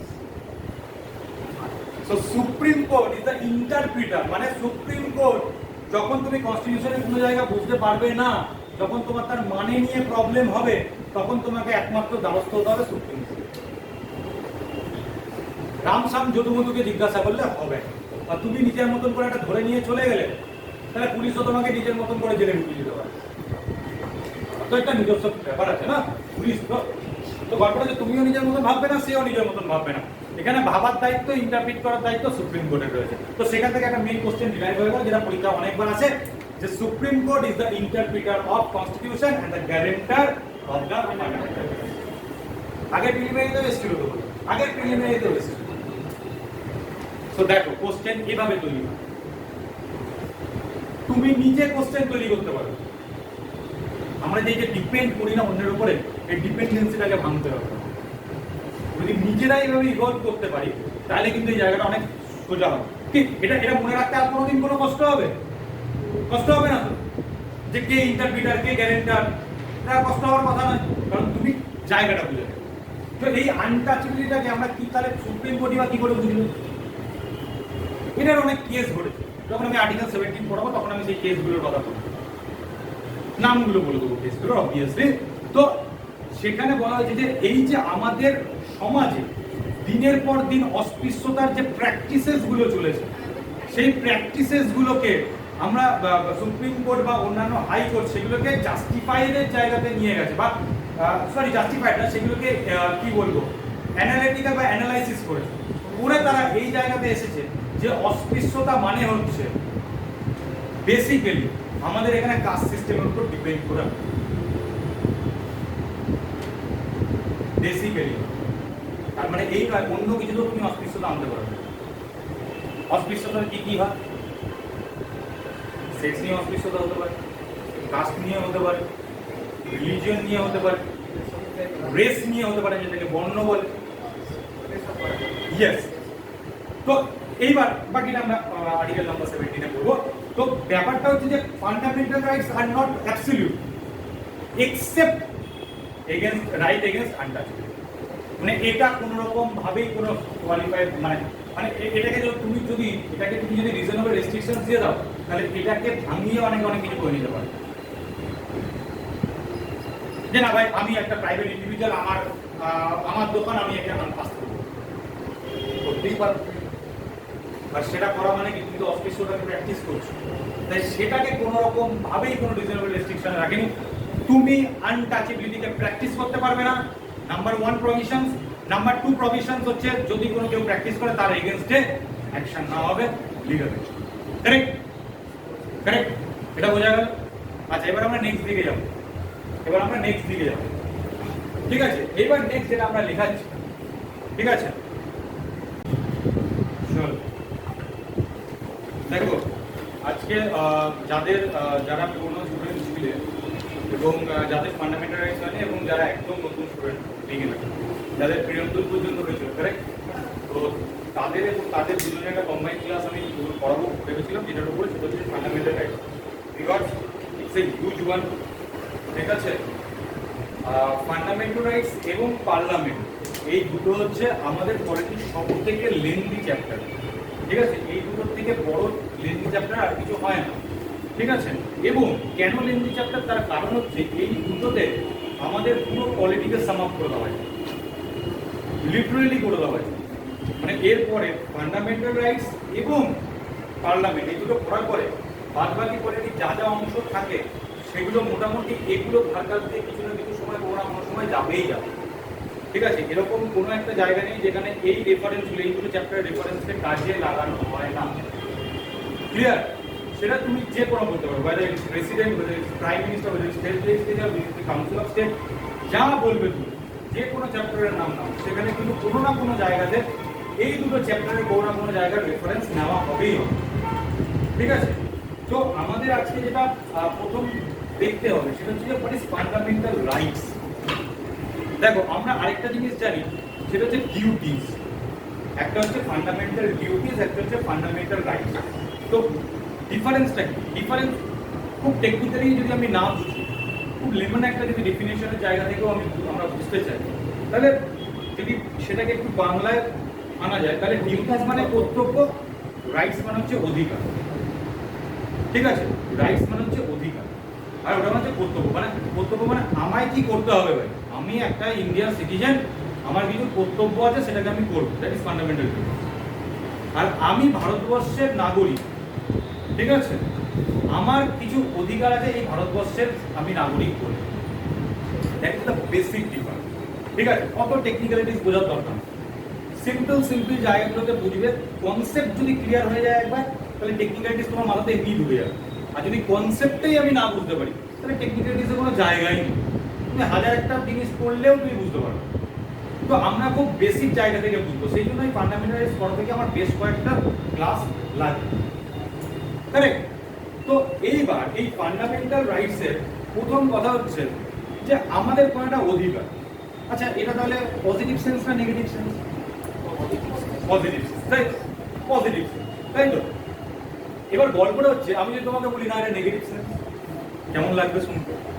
যে ফান্ডামেন্টাল রাইটস নেগেটিভ সেন্সে, এটা আবার কি করে? আমার অধিকার, আমি একটা দেশের বাসিন্দা, আমার কিছু অধিকার আছে, এটা নেগেটিভ সেন্স কি করে হতে পারে না? আমার তো অধিকার। বাট এইখানে গল্পগুলো তৈরি হয় আমার। কিভাবে গল্পগুলো তৈরি হয়? দেখো, ফান্ডামেন্টাল রাইটস মানে হচ্ছে, আমি শুধু রাইটসের কথা বলছি না, আমি ভুলে যাবো যে ফান্ডামেন্টাল রাইটস বলে কিছু একটা আছে। ধরো তুমি একটা বাড়িতে বাস করছো, দেখো গল্পটা কিরকম হয়। আমার পছন্দের বিরুদ্ধে ইয়েস, আমি আসছি, দেখো খুব সুন্দরভাবে বুঝতে পারবে জায়গা। ধরো তোমার অভিভাবক কেউ আছে, বাবা কাকা দাদা যেটা যেই হোক না, একটা বসবাস করার জন্য প্রথমে কি করবে? একটা জায়গা কিনবে তো, একটা জায়গা কিনবে। তাহলে কি হলো? ও একটা টেরিটরি তৈরি করে দিল। মেকিং অফ দ্য কনস্টিটিউশনের পরের চ্যাপ্টারে কি আছে বলতো? Union and territory. সিমিলারিটি আসছে যে তুমি একটা জায়গা কিনলে। এইবার এই জায়গাটার মধ্যে কারা কারা থাকবে সেটাকে আগে বিচার করতে হবে তো। করতে হবে কি করতে হবে না? কেন করতে হবে? আরে ভাই, বাড়িটা একতলা হবে না দোতলা হবে? যদি দুজন মানুষ থাকে তাহলে একতলা করলেই মিটে যাচ্ছে, সিম্পল ওয়ে। আর যদি 4জন 5জন থাকে তাহলে দোতলা করতে হবে, কারণ গেস্ট আসলে তারও একটা ঘর লাগবে। তাহলে কি করতে হবে? আমাকে আগে কতজন লোক ওখানে থাকবে সেটার জন্য আমাকে চিন্তা ভাবনা করতে হবে, তাই তো? তাহলে দেখো সেকেন্ড চ্যাপ্টার আমাদের সিটিজেনশিপ, আর্টিকেল অনুযায়ীও তাই, তাই তো? আচ্ছা, এইবার ব্যাপারটা হলো যে আমাদের তাহলে আমরা যে ঘরের ভেতরে লোকগুলো থাকলো, আমরা জায়গা কিনলাম, তার ভেতরে ঘরের ভেতরে কতগুলো লোক থাকলো সেগুলো ঠিক মতো হলো। এবার ব্যাপারটা যে ঘরের ভেতরে যে লোকগুলো থাকবে তাদের কি কোনো গাইডলাইন্স আছে বা তাদের কি কোনো অধিকার আছে? ফান্ডামেন্টাল। এবার তোমাদের মধ্যে থেকে কেউ একজন আমাকে বলো এটা, আমি চাই যে ইউনিয়ন এন্ড টেরিটরিজ কত নম্বর আর্টিকেল থেকে কত নম্বর আর্টিকেল? 1 থেকে 4। জায়গা কিনেছি আমি 1 থেকে 4। এবার কতজন লোক থাকবে সেটা কত থেকে কত আছে? 5 থেকে 11 হয়ে গেছে। এবার অধিকার দিচ্ছি 35, 12 থেকে 35। মিল পাচ্ছ? ইজি হচ্ছে ব্যাপারটা। এই যে তোমরা আমাকে প্রশ্নটা করো যে সব আর্টিকেল মুখস্থ রাখতে হবে, আপনি আপ মুখস্থ হয়ে যাবে, কিচ্ছু করার দরকার নেই। শুধু গল্পের মতন করে জায়গাগুলোকে লিঙ্ক করতে হবে। লিঙ্ক হয়ে গেল, লিঙ্ক তো হয়ে গেল। তাহলে তো এটা তো কিছু আহামরি ব্যাপার তো মনে হলো না, সিম্পল জিনিস। তাহলে এইবার যে কথাটা আমি আসছিলাম যে নেগেটিভ সেন্সে কেন, এই জায়গাটাতে একটু আমার আগের উদাহরণটা থেকে ডিফার করছে। ফান্ডামেন্টাল রাইটস অ্যাকচুয়ালি কনস্টিটিউশন আমাদের সম্পর্কে ডাইরেক্টলি বলেনি। এটা অনেকেই ভুল করে, বলে যে কনস্টিটিউশন আমাদেরকে নাকি ফান্ডামেন্টাল রাইটস আমাদেরকে দেয়নি ডাইরেক্টলি। ফান্ডামেন্টাল কনস্টিটিউশনের মাথায় ছিল, যারা কনস্টিটিউশন মেকার তাদের মাথায় ছিল যে একটা গভর্নমেন্ট তো ফর্ম হচ্ছে বা ফর্ম হবে। এবার সেই আমরা পার্লামেন্টারি স্ট্রাকচারের গল্পটা আসছে, দেখো সব জায়গায় রেফারেন্স চলবে কিন্তু। তাহলে যদি কেউ বিপুল একটা সমর্থন নিয়ে একটা ভোট নিয়ে ভোটে জয়ী হয়ে আমার পার্লামেন্টে আসে, তারপরে সে তার সরকার গঠন করে, তাহলে সবকিছু সে তার নিজের মতন করে কাজ চালাতেই পারে। তাতে জনগণের কি এলো গেল তাতে নাও লাগতে পারে, কারণ আমাদের তো এখানে ইনডাইরেক্ট ডেমোক্রেসি। আমরা ডাইরেক্ট ডেমোক্রেসির আন্ডারে পড়ি না, আমরা কোন কিরকম ডেমোক্রেসির আন্ডারে পড়ি? পার্লামেন্টারি রিপ্রেজেন্টেটিভ ইনডাইরেক্ট ডেমোক্রেসি আমি বলেছিলাম আগে পড়া থেকে বিজম্বের পড়া থেকে। তাহলে যারা কনস্টিটিউশন মেকার ছিল তারা এটা ভাবলো যে আমাকে এমন কিছু করতে হবে যাতে এই সরকার এই সিটিজেনদেরকে নিজেদের আরবিট্রারি যে ডিসিশনগুলো সেগুলো চাপিয়ে না নিতে পারে। আরবিট্রারি ডিসিশন মানে রাজার খেয়াল, বাকি বাংলায় রাজার খেয়াল। রাজা রাতের বেলায় ভাবলো সকালবেলা উঠে প্রত্যেকটা মানুষকে, না সকালবেলা উঠে তোমার বাথরুম যাওয়ার দরকার নেই, আগে তুমি আমাকে এসে প্রণাম। রাজার খেয়াল যেরকম হতো, রাজার খেয়াল কাকে বলি? হুটহাট, সেটাকে বলে আরবিট্রারি, খাম খেয়ালি করা। এক্স্যাক্টলি। তো সরকারের এটা ভাবলো, মানে তখনকার কনস্টিটিউশন মেকার যারা ভাবলো তারা ভাবলো যে সরকার এটা করতেই পারে, মানে ইনডাইরেক্ট ডেমোক্রেসি। প্রত্যেকটা জায়গায় মানুষ এসে এটা না করতে পারবে না, তার একটা লেন্থি প্রসেস হয়ে যাবে। তাহলে আমাকে আমাদের এখানকার মানুষদেরকে একটা অধিকারের জায়গা দিতে হবে, বাট সেটা ডাইরেক্টলি আমরা সেটা জনগণের দিকে যাচ্ছি, আমরা সেটা সরকারকে বলছি। এমন ভাবে জিনিসটাকে তৈরি করলো যাতে মনে হচ্ছে যে আমাদেরকে দিচ্ছে, কিন্তু ও দিচ্ছে কাকে? সরকারকে বারণ করছে তুমি এগুলো করতে পারবে না। কেন? কারণ এই অধিকারগুলো অলরেডি দেওয়া আছে কাকে? সিটিজেন। তো গল্পটা ডাইরেক্টলি সিটিজেনকে হচ্ছে না, কাকে ডাইরেক্টলি মানা করছে, কাকে মানা করছে? গভর্নমেন্টকে। এই গভর্নমেন্টকে এবার আমরা জানতে পারবো যে স্টেট বলা, আমি আসছি সেটা আর্টিকেল নাম্বার 12 আমরা স্টেটের ডেফিনেশন। তো এই স্টেটকে বারণ করছে যে তুমি ভাই এটা করতে পারো না। কিরকম একটা সিম্পল উদাহরণ নিই, ধরো আমাদের একটা আছে যে ফান্ডামেন্টাল রাইটসের আছে, আমি নর্মাল বলছি যে ডিসক্রিমিনেট করা যাবে না তার জাতি নিয়ে, তার জন্মস্থান নিয়ে, তার বর্ণ নিয়ে, তার লিঙ্গ নিয়ে, এগুলো নিয়ে তাকে ডিসক্রিমিনেট করা যাবে না। এটা এটা ডিসক্রিমিনেট করা যাবে না, এটা কাকে বলছে? অবভিয়াসলি গভর্নমেন্টকে বলছে, স্টেটকে বলছে যে না তুমি এটা করতে পারো না। অ্যাজ ওয়েল অ্যাজ ইন্ডিভিজুয়ালকেও কিন্তু বলছে, বাট ইনডাইরেক্টলি বলছে, ডাইরেক্টলিও স্টেটকে বলছে যে না তুমি করতে পারো না। আবার বলছে যে পাবলিক অপরচুনিটির ক্ষেত্রে তুমি কোনো রকম বৈষম্য আনতে পারো না। তো কাকে বলছে? স্টেটকে বলছে, তাহলে এটা কি হচ্ছে? বারণ করছে যে তুমি কোনো খামখেয়ালিপনা দেখাতে পারবে না। তাহলে এবার তোমরা আমাকে বলো যে এটা নেগেটিভ সেন্স হচ্ছে না পজিটিভ সেন্স? এটা প্রচুরবার পরীক্ষাতে এসেছে যে ফান্ডামেন্টাল রাইটস কি অ্যাকচুয়ালি নেগেটিভ সেন্স না পজিটিভ সেন্স। অনেক জায়গাতে প্রচুর মানুষজন এটা ভুল করে আছে। ভুল করাটাই স্বাভাবিক, যে না পজিটিভ সেন্স আমাদের অধিকার, আমরা যেরকম করে খুশি সেরকম ভাবে এটা ইউটিলাইজ করতে পারি না। whereas directive principle of state policy is a positive approach। ঠিক আছে, তো এইটা ফান্ডামেন্টাল রাইটস এর বেসিক জায়গা, একদম বেসিক। এইবার গল্পটা হচ্ছে এই ফান্ডামেন্টাল রাইটস এর গল্পটা কোথা থেকে তৈরি হচ্ছে কি না তৈরি হচ্ছে সেগুলো আমি পরে আসছি। আগে আমাকে একটা কথা বলো, এই ফান্ডামেন্টাল রাইটসটাকে আমাদের ভারতবর্ষে একটা ম্যাগনা কার্টা নামক জিনিসের সঙ্গে তুলনা করা হয়, বা বলা হয় যে fundamental rights is a Magna Carta. এটা দেখবে পরীক্ষাতে প্রচুর দিয়ে হয় ম্যাগনা কার্টা। এই ম্যাগনা কার্টা সম্পর্কে কারোর কোনো ধারণা?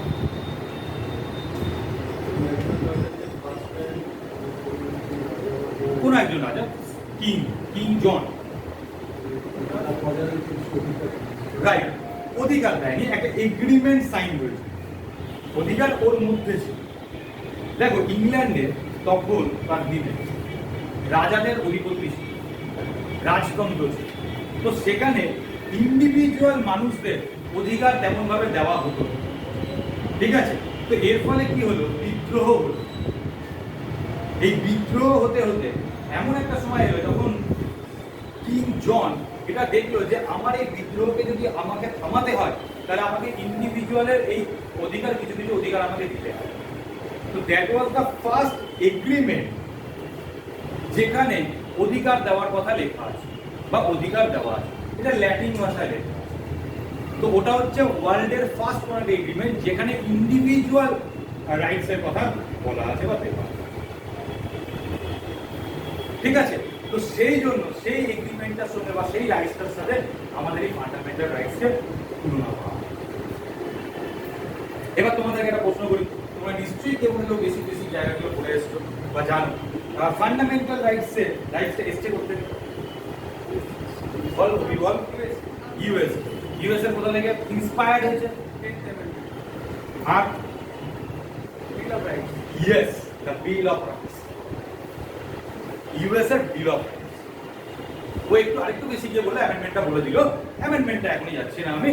তো বিল অফ রাইটস বলে আমেরিকার কিছু ইন্ডিভিজুয়ালিটি রয়েছে, ইন্ডিভিজুয়াল অধিকার দেওয়ার জায়গা রয়েছে, সেইখান থেকে আমাদের এই ফান্ডামেন্টাল রাইটসকে ইন্সপায়ার করা হয়েছে। দেখো অনেকেই একটা কথা বলে যে কপি করে, এটা না ভীষণ একটা অশিক্ষিতর মতন কথা। কারণ আর পাঁচটা মানুষ যেভাবে কথা বলবে তোমরা কিন্তু সেভাবে কথাটা বলতে পারবে না। আমি আগেও তোমাদেরকে বুঝিয়েছি যে তোমরা যে পরীক্ষা দিতে যাচ্ছ বা সেখানে কিন্তু তোমাদের ভাষাগত দিকের গুণগত মানটা বিচার করতে হবে। তাই কখনো এই কথাটা, এই ওয়ার্ডটা ইউজ করবে না যে আমাদের কনস্টিটিউশন ওখান থেকে কপি করে নেওয়া হবে। ইন্সপায়ার্ড, সোর্স ওটা, এই ধরনের ওয়ার্ডগুলোকে ইউজ করবে। নাহলে ইন্টারভিউতে কেউ বলে দেবে হট করে হয়তো সেটা ফান্ডামেন্টাল রাইটস আমেরিকা থেকে জাস্ট কপি করে নিয়েছে। একদম নয়, এটা একদম বলা যাবে না। একদম তোমার ইমপ্রেশন কি হবে তাহলে? কপি করে নিয়েছে, কোথাও লেখা নেই কপি করে নিয়েছে, নিজের দেশকে ছোট করা হচ্ছে। তো এই কথাগুলো বলা যাবে না। ইন্সপায়ার্ড হয়েছে, কি ওখান থেকে সোর্স আছে, ওই সোর্স থেকে আমি নিয়েছি, কনস্টিটিউশন নাম হয়েছে। তো এইবার আমাদের ফান্ডামেন্টাল রাইটসটা কত নম্বর আর্টিকেল থেকে কত নম্বর আর্টিকেলের মধ্যে আছে? 12 থেকে 35 নম্বর আর্টিকেলের মধ্যে আছে 8। মিটার করে না, এত কিছু এখানে সময় নষ্ট করে লাভ। ঠিক আছে, নেক্সট আমি চলে এলাম ফান্ডামেন্টাল রাইটসের দুটো বেসিক ফিচার্স। বেসিক এক, fundamental rights are not absolute but qualified, and number 2, fundamental rights are justiciable. এবারে অ্যাবসলিউট বাট নট কোয়ালিফাইড এই দুটো কথা কোথাও না কোথাও একটু, হয়তো অ্যাবসলিউট কথাটা আমরা শুনেছি এবং কোয়ালিফাইড কথাটাও আমরা শুনেছি, বাট অন্যান্য জায়গাতে অন্যান্য সেন্সে বুঝেছি সেটা, তার লিটারালি মিনিংটা অন্য ছিল। এখানে মিনিংটা একটু আলাদা। এখানে অ্যাবসলিউট বলতে যেটা বোঝাচ্ছে সেটা হচ্ছে যে তোমার কাছে রাইটস আছে, বাট তার মানে এই নয় যে তুমি যা ইচ্ছা তাই করো। এখানে কিছু রিজনেবল রেস্ট্রিকশনস চাপানো হবে তোমার। কিরকম রিজনেবল রেস্ট্রিকশন? দেখো, আমাদের একটা ফান্ডামেন্টাল রাইটস আছে যেখানে রাইট টু ফ্রিডমের কথা বলা হয়। যেখানে বলা হয়েছে ভাই তোমার রাইট টু ফ্রিডম মানে কিরকম আছে না, ফ্রিডম অফ এক্সপ্রেশন আছে, তুমি অ্যাসেম্বলি করতে পারো, তুমি কোঅপারেটিভ সোসাইটি গঠন করতে পারো, ঠিক আছে, এগুলো ধরো তোমার রাইট টু ফ্রিডম আছে। এইবার তোমাকে অ্যাসেম্বলি করতে বলা হয়েছে, তার পাশে ছোট্ট করে লিখে দেওয়া আছে যে কোনো রকম আর্মস নিয়ে তুমি করতে পারো, that is the reasonable restriction. বা তুমি এমন কোনো জায়গাতে অ্যাসেম্বলিটা করতে পারবে না যেখানে যেখানে তোমার এই অ্যাসেম্বলির জন্য আর 5টা মানুষের ক্ষতি হচ্ছে আর জনজীবন বিপর্যস্ত হচ্ছে। That is the reasonable restriction. Freedom of expression বা ফ্রিডম অফ স্পিচ, তোমার যা মনোভাব তুমি সেটা বলতে পারো, you have the absolute liberty বা ফ্রিডম। আমি লিবার্টি আর ফ্রিডমের পার্থক্য বুঝিয়েছিলাম বিরামের অবভিয়াসলি, তো সেটা তোমার আছে। তার মানে এই নয় যে তুমি এখন জাতিগত বিদ্বেষ নিয়ে কোনো একটা কথা বলতে পারবে, যার ফলে কোনো একটা সাম্প্রদায়িকতা তৈরি হতে পারে। সাম্প্রদায়িকতা তৈরি হতে পারে মানে তুমি কোনো রকম ভাবে কোনো রায়ট লাগিয়ে দিতে পারবে, তাই তো? মানে তুমি দুটো জাতির সম্পর্কে এমন কোনো কথা বলতে পারবে না যেটা তোমার ন্যাশনাল সিকিউরিটিকে কি করে ভায়োলেট করছে, রাইট? তাহলে এগুলো কি হচ্ছে? রিজনেবল রেস্ট্রিকশন সব জায়গাতে, ফান্ডামেন্টাল রাইট। তাহলে কি হলো, তোমার কাছে রাইটস আছে, গুড, সেটাকে তুমি ইউজ করতে পারছো, ভালো কথা, বাট যা ইচ্ছে তাই করতে পারো। যা ইচ্ছে তাই করা সম্ভব নয়। কেন সম্ভব নয়? কারণ রিজনেবল রেস্ট্রিকশনস কিছু চাপানো আছে। That's why it is called not absolute but qualified. Qualified কথাটা মানে হচ্ছে রিজনেবল রেস্ট্রিকশনস আর দেয়ার। ঠিক আছে, দেখো ফান্ডামেন্টাল রাইটস আমরা অনেকেই যেটা করি না, আমরা ভীষণ রকম ভাবে টেকনিক্যালিটিস এর মধ্যে ঢুকে যাই আর সেখানে আমরা ভুলটা করে দিই। ঠিক আছে, আমরা বইটা পড়ে নিই, অবভিয়াসলি বই পড়তেই হবে, কিন্তু বই পড়তে গিয়ে আমরা বিভিন্ন রকমের টেকনিক্যালিটিস এর মধ্যে ঢুকি। আমাদের প্রবলেমটা ওখান থেকে স্টার্ট হয়। আমরা ভীষণ সহজ সরলভাবে বুঝতে চাই, কিন্তু সাবজেক্টটা নিয়ে একটু গন্ডগোল থাকে যেহেতু ছোটবেলা থেকে পড়ি। সো নেক্সট যেটা আছে সেটা হচ্ছে ইট ইজ জাস্টিসিয়াল। তার মানে কি? ইয়েস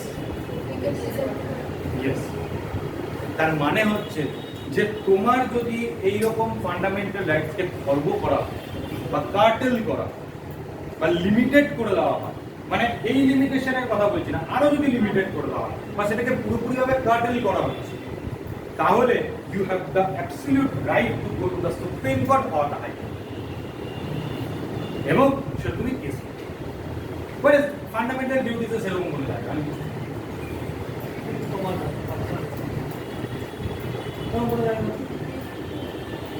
ব্যাপারটা বোঝা গেল? ব্যাপারটা বোঝা গেল? ডাইরেক্টলি সেরকম বোঝা গেল। তো দুটো বেসিক জায়গা, যেটা একটা হচ্ছে যেটা বললেন যে এটা কোনো জায়গা নেই ফান্ডামেন্টাল ডিউটিস, তো যদি ডিউটিসটাকে মানে না করে সেটা তো আলাদা, তখন তার সেটা enforceable non enforceable, that is not the justiciable, that is enforceable আর নন এনফোর্সিয়েবল, সেটা বাস্তব। তো জাস্টিসিয়েবলের জায়গাটা বোঝা গেল, আর এই জায়গাটা বোঝা গেল, তাই তো? এইবার ফান্ডামেন্টাল রাইটসের যে 12 থেকে 29 পর্যন্ত আছে, এই ফান্ডামেন্টাল রাইটসের 12 থেকে 35 পর্যন্ত আমাদেরকে কিভাবে মনে রাখতে হবে, তার একটা সিম্পল উপায় আছে। একটা উপায় হচ্ছে যে আমাদের ফান্ডামেন্টাল রাইটস কিছু আমাদের শুধুমাত্র জনগণের জন্য, যারা ভারতবর্ষের নাগরিক তাদের জন্য, আর কিছু আছে সবার জন্য, মানে residence as well as city. সব রেসিডেন্সি তো সিটিজেন নয়, তাই তো নাকি? কিন্তু সব সব সিটিজেনও আবার রেসিডেন্স নয়, তাই তো নাকি? তাই তো? তাহলে ফান্ডামেন্টাল রাইটসের কিছু জায়গা আছে যেগুলো হচ্ছে শুধুমাত্র সিটিজেনদের জন্য, আর কিছু জায়গা আছে যেগুলো ফান্ডামেন্টাল রাইটসের সবার। কে বলতে পারবে যে আমাদের সিটিজেনদের জন্য যা যা যে কোন কোন ফান্ডামেন্টাল রাইটস গুলো আছে? এই জোরে বল। 15, 16, 28, 29, 28। আচ্ছা, কটা আছে? 5টা। কটা হবে? আচ্ছা, 19 আছে কিনা বলো? না, আমাদের জন্য তাহলে 15, 16, 19, 29, 30। আর 5টাই, ঠিক আছে, 5টাই। আর বাকিগুলো সবাই। আমি আবারও বলছি, একবার ভাব, এই 5টাই আছে। আচ্ছা, ভাবতে ভাবতে একটা জিনিস লিখে না সবাই, ভাবতে ভাবতে একটা জিনিস সবাই লিখে না। আচ্ছা, আমি জানি না, আমি দেখি তোরা কতটা কি করছিস। আমার একটা জিনিস জাস্ট লিখে নে, তুমি একটু দেখি একটা জিনিস একটু লিখে নে। লেখ, ফান্ডামেন্টাল রাইটস আর এনিউমারেটেড, ফান্ডামেন্টাল রাইটস আর এনিউমারেটেড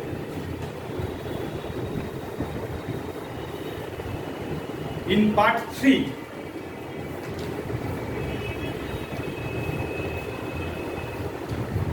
in part 3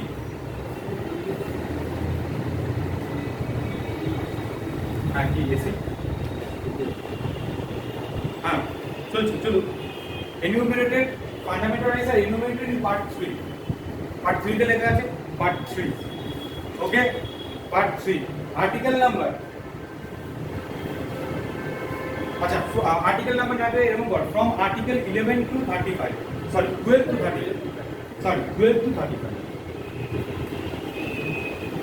12 to 35 হয়েছে আচ্ছা একটুখানি প্যাটাকে চেঞ্জ করে নে একটা স্টার্ট মার্ক দিয়ে দে like it is a Magna Carta of Indian constitution it is a Magna Carta of Indian constitution হয়েছে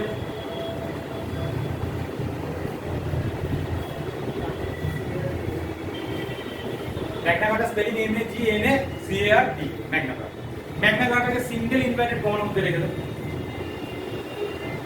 হয়েছে এইবার তার নিচে একটা সাব হেডিং কর ম্যাগনা কার্টা আমরা ম্যাগনা কার্টা সম্বন্ধে একটু লিখে নিই তাহলে পরের বার যখন আমরা এটাকে পড়বো তখন ম্যাগনা কার্টাটাও বারবার আমরা পড়তে থাকবো যাতে আমরা কোনোদিন ভুলি না ভুলি ঠিক আছে লেখো ম্যাগনা কার্টার জায়গাটাতে লেখো Magna কার্টা comma which means the great charter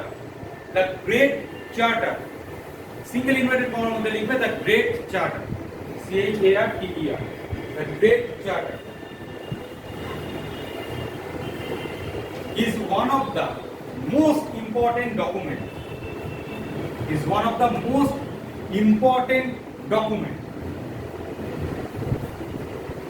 in history as it established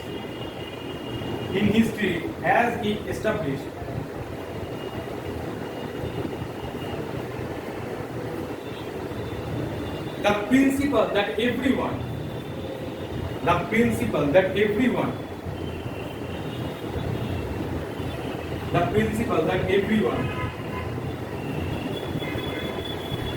is subject to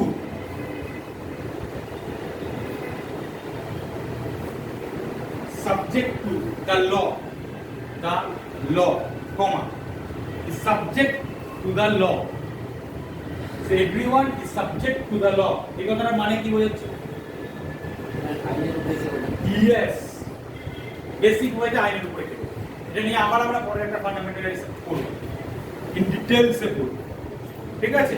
so আমি এখানে আর বেশি এলাবোরেট করছি না, কমা দিয়ে লিখুন even the king. Even the king কেন কথা বলেছে? কারণ তখন রাজতন্ত্র ছিল। যখন ম্যাগনা কার্টা তৈরি হয়েছিল তখন রাজতন্ত্র ছিল। সেই জন্য বলেছে even the king, full stop.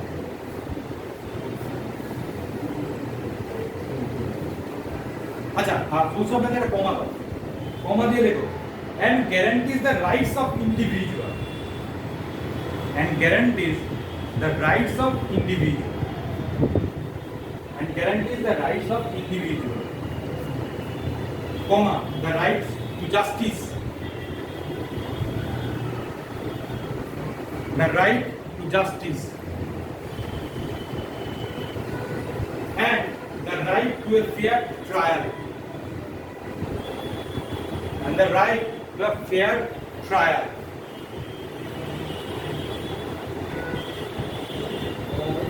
Fair trial. T-R-I-A-L. Fair trial. ঠিক আছে? এবার একটুখানি প্যারাটাকে চেঞ্জ করো। ম্যাগনা কার্টার মধ্যেই থাকবে, এখন ম্যাগনা কার্টা থেকে বেরোবে। ওটার মধ্যেই লেখো the Magna Carta was first established, first authorized, লেখো the Magna Carta was first authorized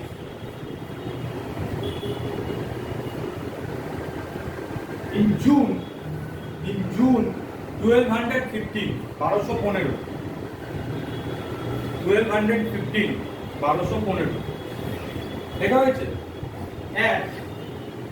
at Runnymede, R-U-N-N-Y-M-E-D-E, Runnymede, at R-U-N-N-Y-M-E-D-E, Runnymede, comma দিয়ে লেখো on the river Thomas, T-H-O-M-A-S, Thomas, comma দিয়ে লেখো near Windsor, W-I-N-D-S-O-R, Windsor, in England. আবার একটুখানি একটা line বাদ দিয়ে লেখো King John signed the Magna কার্টা,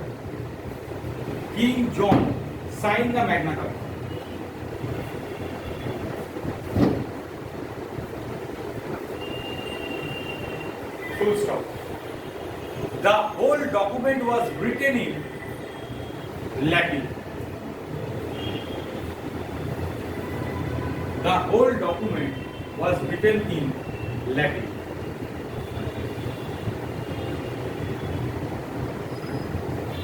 হয়েছে লেখা?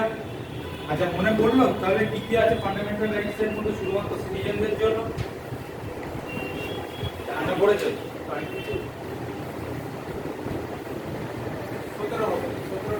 পাঁচটা তো হবে, তার বেশি তো আর যেতে পারবি না। পাঁচটা, 15, 16, 19, 29, 30।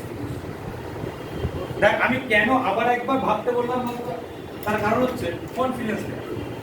পড়েছিস কোথাও না কোথাও, বাট কোনো একটা জায়গায় গিয়ে মনে হচ্ছে কনফিডেন্স নেই। 17 হবে, 19 হবে কি, 28 কি হবে না, এই কনফিডেন্সটাকে বিল্ড আপ করতে হবে। তো 15, 16, 19, 29, 30, এই পাঁচটা হচ্ছে আমাদের শুধুমাত্র সিটিজেনদের জন্য ফান্ডামেন্টাল, আর বাকি যতগুলো পড়ে থাকে ইয়েস অ্যাকচুয়ালি 12 থেকে 35 পর্যন্ত যে ফান্ডামেন্টাল রাইটসগুলোর কথা বলা হয়েছে, 12-13 বার there itself a fundamental rights, but আমরা অ্যাকচুয়ালি রাইটসগুলোকে ধরি 14 থেকে 35 পর্যন্ত। ঠিক আছে? কেন ধরি?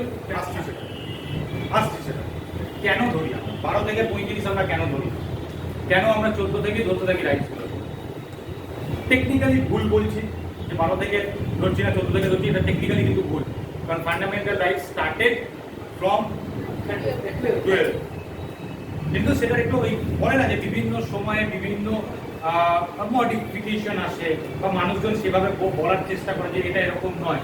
যেমন ডিপিএসপির মধ্যে তোমরা পড়বে তিনটে থট থাকে, যেমন গান্ধীয়ান একটা প্রিন্সিপাল, একটা সোশ্যালিস্টিক প্রিন্সিপাল এবং একটা লিবারাল একটা প্রিন্সিপাল। তো এইগুলো কি কনস্টিটিউশনে লেখা ছিল নাকি? না না না, এগুলো কোথাও কনস্টিটিউশনে লেখা ছিল? কনস্টিটিউশনে পুরো ডিপিএসপিটা লেখা আছে, কোনো আপডেটেড ভার্সন না।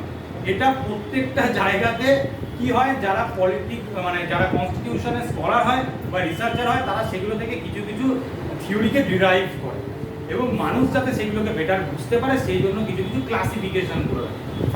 কনস্টিটিউশনে কোথাও এরকমভাবে লেখা নেই যে DPSP directive principle of state policy এতগুলো আর্টিকেলকে আমি সোশ্যালিস্টিক অ্যাপ্রোচ বলে ধরবো, প্রিন্সিপাল বলে ধরবো, এতগুলোকে গান্ধীয়ান প্রিন্সিপাল বলে ধরবো, এতগুলোকে আমি লিবারেল প্রিন্সিপাল বলে ধরবো, এরকম কোথাও লেখা ওরা পরপর আর্টিকেলগুলো লিখে দেওয়া।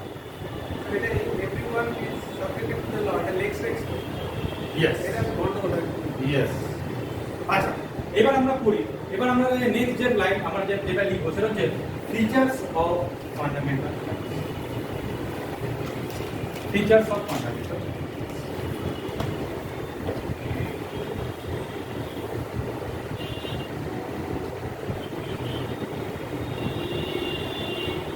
এক নম্বর, they are not absolute but qualified.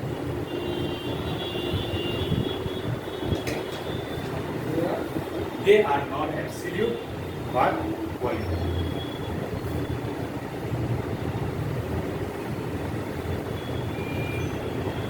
They are not absolute but qualified. ঠিক আছে, তাহলে they are not absolute but qualified এর কনসেপ্টটা বোঝা হয়েছে, এখানে কোনো কনফিউশন নেই। আচ্ছা, এটার কি বড় মানে ডেসক্রিপটিভ ওয়েতে লেখানো দরকার আছে না দরকার নেই? কি বলছো? দরকার নেই। আচ্ছা, কিছুজন বলছে দরকার নেই, কিছুজন বলছে দরকার আছে। আমি দু তিনটে লাইনে শেষ করে দিই, তাহলে দুজনেই মোটামুটি স্যাটিসফাইড থাকবে। ঠিক আছে, দেখো। The fundamental rights of the people are not absolute except the right against untouchability.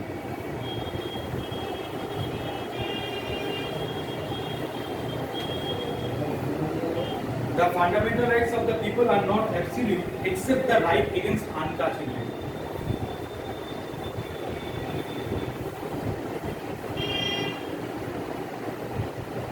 The fundamental rights are not absolute but except the right against untouchability. The fundamental rights of the people are not absolute except the right against untouchability.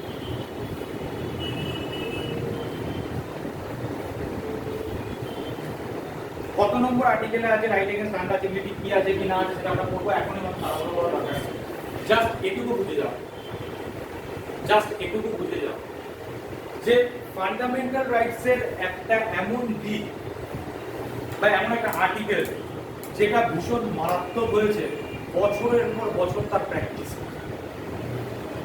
এবং আমি এই কথাটা এখনই বলে দিচ্ছি, পরে বার হয়তো সেই আর্টিকেলটা পর থেকে কত নম্বর আর্টিকেল, রাইট এগেইনস্ট আনটাচেবিলিটি 17 নম্বর আর্টিকেল। কারেক্ট। সো এইখানে এই আনটাচেবিলিটি কথাটার মানে কি বলতো বাংলায়? অস্পৃশ্যতা। এই যে দেখো এইখানে একটা ভুল বললে তোমরা, আমি মানে জিজ্ঞাসা করেছি, বাংলার অর্থ কি জিজ্ঞাসা করিনি, তাই তো?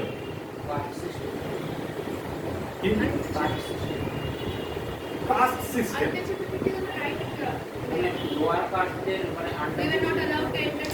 আচ্ছা, আমি যখনই দেখো মজার জায়গাগুলো দেখো, পড়তে হবে বলে পড়বো না, মজা নাও পড়া।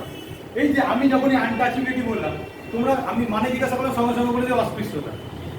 মানে আমি কিন্তু মানে জিজ্ঞাসা করি, বাংলায় এটা কি হবে সেটা জিজ্ঞাসা করি, প্রথম কথা। দ্বিতীয় কথা, যখনই আমি আরেকটু ভেতরে ঢুকলাম, ও সঙ্গে সঙ্গে বলে দিল কাস্ট সিস্টেম। তার মানে কি, কোথাও না কোথাও কাস্ট সিস্টেমটা আমাদেরকে আনটাচেবিলিটি থেকে ড্রাইভ করছে। তাই না, কাস্ট সিস্টেমই আনটাচেবিলিটি, কাস্ট সিস্টেমই আনটাচেবিলিটি। বাট তুমি যদি লিটারালি মিনিং বুঝতে যাও ডিকশনারিতে, তাহলে আনটাচেবিলিটি মানে কিন্তু কাস্ট সিস্টেম দেখাবে।